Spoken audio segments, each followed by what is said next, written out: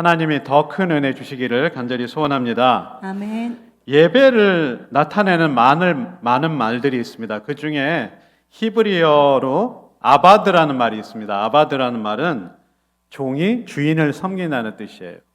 그리고 사하아라는 말이 있는데 경배하고 부복한다는 말은 엎드린다는 말입니다. 그리고 헬라어 중에서 제가 제일 좋아하는 예배와 관련되는 단어가 하나 있습니다. 그것은 프로스키네오입니다. 프로스는 앞으로 나아간다는 뜻이고 키네오는 키스하다 이런 뜻이에요. 그래서 저는 감격을 했습니다. 아, 맞다. 하나님 전에 나와서 하나님과 깊은 영적인 교제를 나누는 것이 프로스키네오구나. 이런 생각을 했다가 그 말이 어떻게 생성이 되었는지 알고는 예배라는 것이 참 은혜 중에 은혜라고 하는 것을 깨달았습니다. 그 이유는 고대 전쟁이 일어났을 때 싸움에서 패한 그 나라는 싸움에서 이긴 그 왕 앞에 무조건 무릎을 꿇어야 되는 거예요. 우리나라 조선시대의 역사 중에 병자호란 여러분 아시죠? 그 오랑캐라고 여겼던 여진족이 쳐들어왔을 때 무릎을 꿇고 인조가 쪼아렸습니다. 그래서 목숨을 건질 수가 있었습니다. 고대 전쟁 때 이런 수많은 전쟁을 통해서 내가 전쟁에서 패하면 그 승리한 왕 앞에 나가서 무릎으로 기어서 겨우 이렇게 가서 그 손에 이렇게 입을 맞추는 거예요.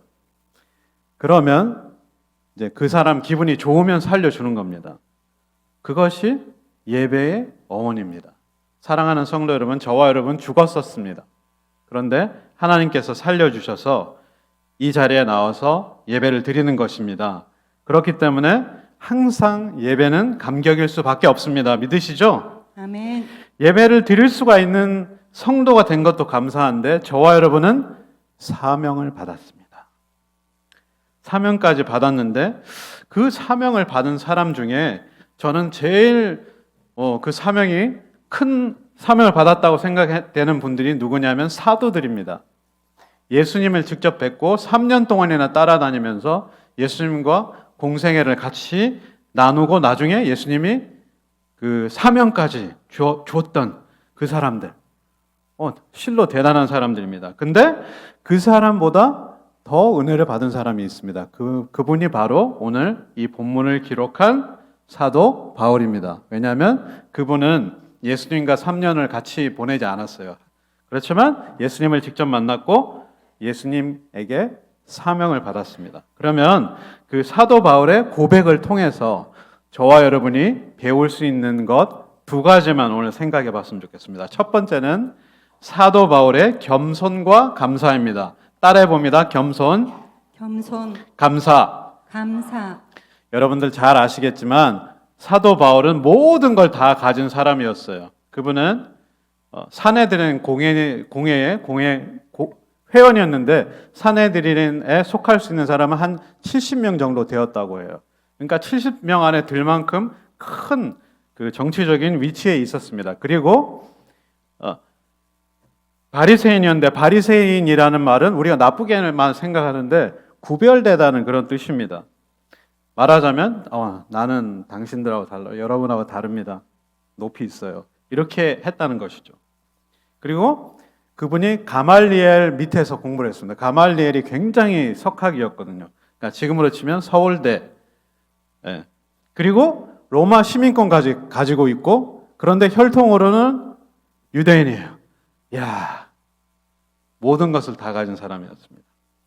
그런데 그가 할 수 있었던 것은 눈이 가려워져서 하나님의 교회를 핍박하는 것밖에 없었습니다. 사랑하는 우리 성도님들이 너무나도 잘 알고 있는 내용입니다. 교회를 핍박했던 사람이 바로 바울입니다. From persecutor to church builder founder. 그러니까 교회를 무너뜨리고 공격하고 죽이던 사람이 교회를 세우는 사람이 되었어요. 완전한 변신입니다.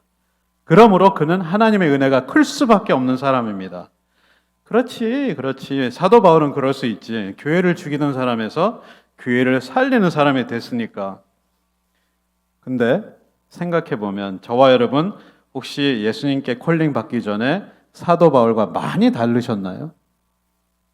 제 간증입니다. 저는 목사의 아들로 성도님들이 저를 볼 때마다 이렇게 얘기했습니다. 아이고, 작은 목사님, 처음부터. 그렇게 싫을 수가 없었어요. 아니, 목사 아들인데 그냥 놔두지.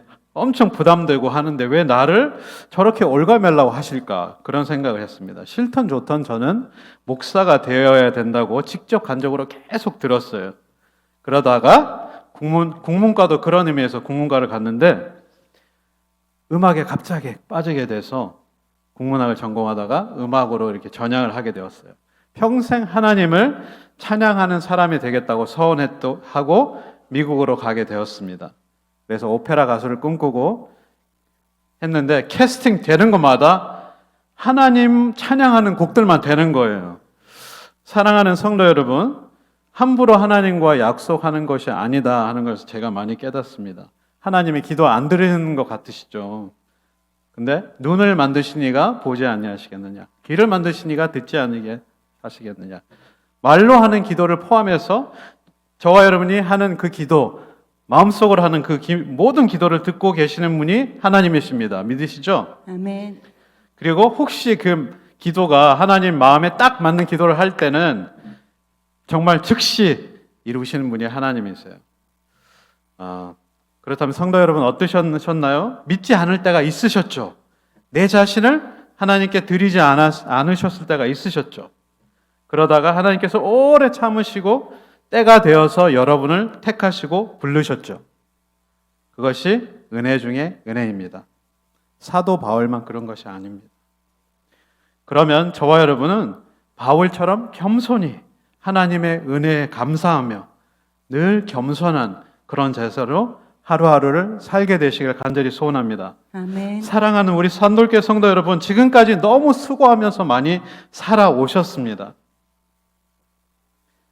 그렇지만 또 저와 여러분 수고한 것보다 하나님은 훨씬 더 큰 은혜들을 많이 주셨어요. 그래서 저와 여러분은 마음속에 늘 겸손하고 아무것도 아닌 나를 써주시는 하나님, 구원해 주신 것도 감사한데 사명 주셔서 사명자로 세워주신 그 하나님 은혜를 날마다 감사하며 겸손한 하루하루를 살게 되시길 간절히 소원합니다. 아멘. 두 번째로 은혜에 보답하는 길은 전하고 세우는 것입니다. 따라해 봅니다. 전하고 세우는 것. 세우는 것. 전하는 건 뭘 전할까요? 네? 복음을 전하고 세우는 건 무엇을 세우는 걸까요? 교회를 세우는 것입니다. 바울이 예수님 만나는 그 장면은 영화로도 만들어질 만큼 유명한 사건입니다. Biggest conversion story ever. 이 세상에 역사적 회심의 역사들이 많지만 아마 회심의 역사 중에 가장 컸던 것이 바울이 회심한 사건이었을 거예요. 흥미로운 것은 이 예수님을 만난 바로 그 순간에 바로 사명까지 받은 것이 바울이었습니다. 분명한 것은 저와 여러분도 똑같다는 것이죠. 방법과 범위는 다르지만 예수를 믿는 그 순간에 사명이 저와 여러분에게도 주어졌다는 것입니다. 제가 잘 아는 집사님 한 분이 계신데 소위 잘 나가시던 분이었어요. 아마추어 골프협회 회장도 하고 전국의 네트워크가 장난이 아니었습니다. 그러던 그녀가 예수 그리스도를 만나고 모든 것을 뒤로하고 전도를 하기 시작하셨어요. 그래서 그 집사님은 모든 것을 특별히 그 네트워크 하나님께서 깔아주신 네트워크를 사용해서 정말 예수 안 믿을 것 같은 분들을 굉장히 많이 전도를 하셨습니다. 사도 바울의 모든 것을 사용하셨던 것과 마찬가지입니다. 그의 신분, 유대인이었던 것을 사용하셨고 로마 시민이었던 것도 사용하셨고 그리고 가말리엘 문화생이면서 엄청난 신학적인 백그라운드를 가졌던 것도 사용하셨어요. 그래서 우리가 지금 영어 예배부는 로마서를 지금 계속해서 가고 있습니다. 로마서는 너무나 복음의 교과서, 성경 전체를 푸는 열쇠로 취급될 만큼 너무나도 중요한 성경을 이 바울이 썼고요. 어거스틴, 마틴 루터, 존 웨슬리, 조나단 에드워드 같은 그런 많은 분들이 로마서를 통해서 은혜를 받게 됩니다. 그뿐만 아니라 13권의 바울 서신을 기록할 만큼 위대한 사람이 됩니다. 그리고 초기에 세웠던 안디옥 교회, 빌립보 교회, 고린도, 에베소 교회들, 그런 것들을 통해서, 그 교회들을 통해서 하나님은 예수 그리스도로 만들어졌던 그 교회를 전 세계로 확장하고 확산시키는 일을 하게 되십니다. 그런데 이 바울이 가장 끔찍하게 생각했던 것은 교회였습니다. 교회는 예수 그리스도의 생명과 맞바꿀 만큼 너무나도 위대한 것이 바로 교회입니다. 사랑하는 성도 여러분, 저와 여러분은 예수님의 목숨값인 교회를 세워나가시기를 간절히 축원합니다. 아멘. 교회를 세우고 지극히 작은 성도 하나를 세우시는 여러분에게 하늘의 복과 땅의 복을 주실 것을 믿습니다. 아멘. 할렐루야. 아멘. 말씀을 맺겠습니다. 미국에 가정일을 돌보는 사람들을 집사라고 합니다. 디칸이라고 하는데요. 아니면 스튜어드라고 하든지. 지금 현재는 많은 그런 일들을 누가 감당하냐면 남미에서 오신 이민자들이 많이 감당을 해요. 근데 1960년도에는 그 중국에서 오신 분들이 많이 했어요. 그런 일을. 근데 미세스 윌리엄스가 살던 집에 오랫동안 미스터 장이라는 중국분이 집사로 섬겼습니다. 근데 어느 날 갑자기 그분이 와서 미스터 윌리엄스한테 이렇게 얘기를 합니다. Mr. Williams, I have to quit my job and I have to go back to China. 여러분들 영어 잘하시죠? 뭐라고 했을까요, 제가? 중국으로 돌아가야 된대요. 미스터 장이라는 분이. 도대체 무슨 말인가 했더니 옛날 중국에는 이런 그런 시스템이 있었대요. 어떤 사람이 죄를 지었을 때 그 다른 사람이 그 죄를 받으면 그 사람의 죄는 사해지는 거. 근데 그 사진 한번 띄워주실래요? 네, 이거는 그분이 아닙니다. 그분들이 아닙니다. 그 나이 많은 이 미스터 장이 중국에 돌아가야 되는 이유가 자기 동생이 실수로 사람을 죽였어요. 사람을 죽여서 그 중국의 법은 굉장히 세니까 이제 그 사형 선고를 받았습니다. 근데 사형 선고를 받았는데 자기는 이제 60, 70이 다 돼가고 가족도 없는데 자기 동생은 부인도 있고 자식들도 있다는 거예요. 그래서 중국에 돌아가서 내 동생을 대신해서 죽어야 된다는 거예요. 그리고 실제로 돌아가서 그 사형 언도를 자기가 대신 받고 동생을 위해서 죽습니다.